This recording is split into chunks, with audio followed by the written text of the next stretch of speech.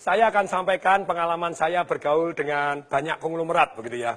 Baik yang nomor sekian, nomor sekian, nomor sekian.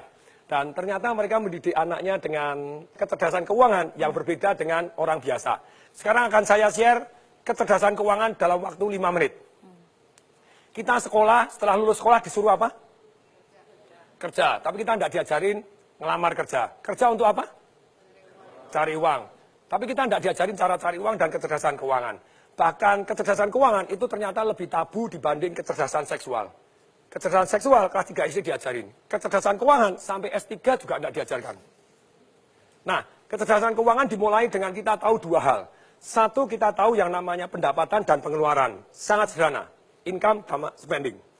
Yang namanya pendapatan itu ada 3. Satu, active income. Yang kedua, passive income. Yang ketiga, portfolio income. Active income ada 3. Satu adalah kita sebagai karyawan, itu active income.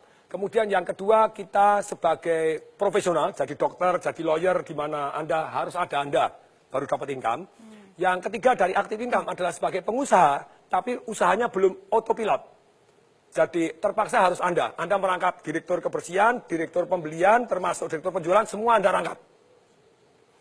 Bisnis tidak jalan tanpa Anda, itu berarti active income. Nah yang kedua adalah passive income, tidur pun dapat uang.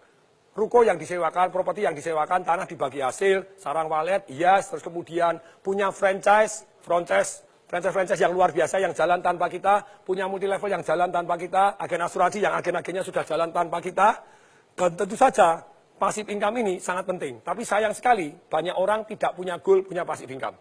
Akibatnya, seumur hidup kerja, tidak punya passive income, begitu dia tidak bekerja, hidupnya susah. Yang ketiga adalah portfolio income. Apa itu? Secara sederhana, portfolio income adalah capital gain. Sayangnya, hanya orang punya biasanya cuma rumahnya dia saja. Kalau rumahnya dia saja, yang terjadi, ya rumahnya meningkat. Dulu saya beli rumah misalnya 2,4 M, sekarang 25 M.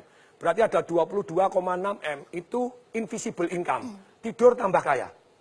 Nah ini padahal harusnya lebih dari 1, jadi Anda tambah kaya tanpa disadarin. Pengeluaran secara umum ada yang namanya produktif dan ada yang namanya konsumtif. Kalau yang namanya produktif, itu tentu saja yang untuk investasi tadi, untuk passive income dan untuk portfolio income. Yang produktif, ada juga yang konsumtif. Ada juga yang kesannya konsumtif, sebetulnya produktif. 3 pengeluaran yang kesannya konsumtif tapi produktif. 1, yaitu pengeluaran untuk belajar. Yang kedua, pengeluaran untuk bergaul dengan orang-orang kaya untuk belajar. Bukan dunia jeleknya, Anda pelajarin dunia positifnya. Yang ketiga, pengeluaran untuk amal. Kelihatannya konsumtif, tapi sebetulnya membawa berkat luar biasa untuk kita. Nah, pengeluaran ini juga, ini namanya ada 3 jenis nih. Kalau yang di luar 2 tadi ini. Produktif, konsumtif. Sekarang pengeluaran ada 3. 1 yang namanya langsung habis. Apa itu yang termasuk langsung habis?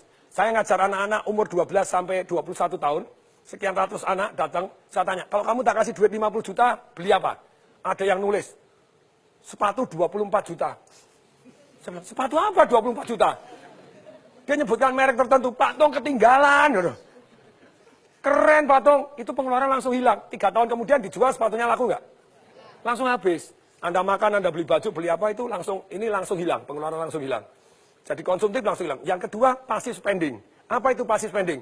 Anda langganan macam-macam gitu ya, yang tidak Anda pakai, termasuk karyawan tidak produktif, kemudian Anda beli mobil yang sebetulnya tidak harus, setiap bulan harus keluar, bensin keluar. Ini semuanya passive spending, tidur pun tetap harus Anda keluar. Ini berat, saya sangat menghindari ini. Kemudian yang ketiga, itu adalah invisible spending. Tidur pun Anda dirampok tanpa Anda tahu. Contohnya, harga mobil. Saya dulu beli mobil 2009 Mercedes S-Class 1850, 1.850.000. Begitu tahun lalu saya jual 350. Hilang 1,5 M. Untungnya saya belinya pakai passive income, jadi aman. Jadi gini, pelajarannya adalah begini. Selama Anda belum punya income, saya bilang seperti anak-anak kecil tadi. Negara ini bangkrut, rakyat-rakyatnya miskin. Kenapa? Karena belum punya income, sudah pinter boros-boros. Yang kedua, banyak orang miskin tetap miskin karena baru aktif income sudah kebanyakan gaya. Menurut hukum fisika, hukum alam ciptaan Tuhan, gaya sebanding lurus dengan tekanan. Kalau hidup Anda kebanyakan tekanan, berarti kebanyakan gaya.